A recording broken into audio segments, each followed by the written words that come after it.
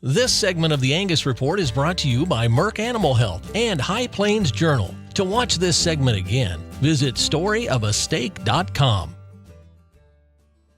We've partnered the past few years with High Plains Journal and Merck Animal Health to bring you a story of a steak, the journey of responsibly raised beef through all the points in the production chain, from consumer to ranch. But responsible beef goes beyond a quality end product. It starts with quality people. Doug Medlock explains in this first of 3 episodes that explore the path of the next generation of beef industry leaders. A story of a steak begins a long way from the meat case. Quality, responsibly raised beef starts in the home, where farm families across the country are busy raising the next generation of beef industry leaders. Leaders like Reese Tuckwiller, a student at the University of Nebraska in Lincoln. His roots run 1,000 miles east to the West Virginia soil, where he learned to love cattle and the ranching way of life. His aspirations to return to the multi-generation farm grew with the support of his family and peers. Now, as a senior in animal science and a member of the National Junior Angus Board, Reese pursues his dreams while helping other young leaders to do the same. It starts with a well-meaning push.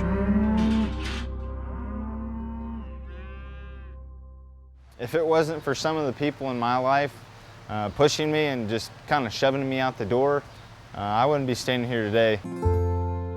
Born and raised in the Greenbrier Valley, Lewisburg, West Virginia, 9th generation farmer.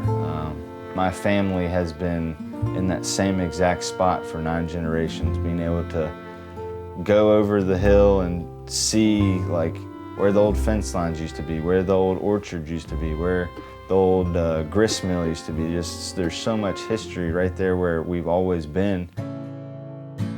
I spent day in and day out after school, or whether it's a Saturday or Sunday, hanging out with my grandpa. I mean, I didn't realize how big of an effect he had on me then. Every single thing he did, whether it was pounding a staple, digging a fence post hole, or developing a new water irrigation system for the county commission, he did it to the best of his ability, and he tried to do it in the utmost integrity to himself and the county. Just noticing my day-to-day activities and remembering what he did. It's crazy how someone can brush off on you like that so fast. They don't realize that they're doing it and you're paying attention, but you absorb everything. You're like, I'm like a sponge.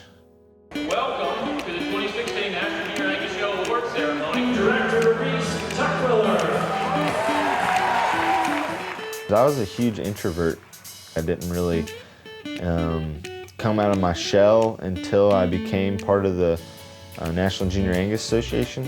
When I decided to get on the National Junior Angus Board, it was 2015 in Tulsa, Oklahoma, and it was hotter than all get out. I went after and I asked Alex Rogan, I said, hey, you do things really well and I like a lot of things you do. How can I prepare myself to run for the board? And everyone always just told me, just walk around and meet everybody.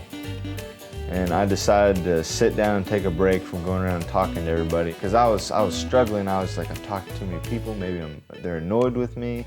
Maybe they don't want to talk to me anymore. Maybe I'm just coming off as like too conversational. Maybe I need to turn it back. And I closed my eyes for maybe 5 seconds, and Alex Rogan comes swarming in and smacks me square in the stomach and says, hey man, if you want this and you want this drive and you want to be a part of this, you got to get up and you got to get out there.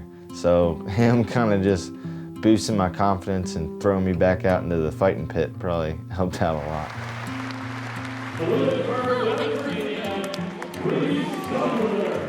Got onto the board and things took off from there. It really tore me out of my shell quickly, and I'm so glad that it did.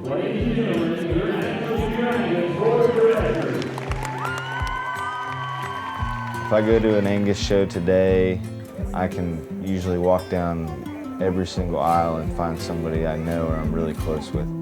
The networking through that has been astronomical for just the relationships I have and the friendships I've made.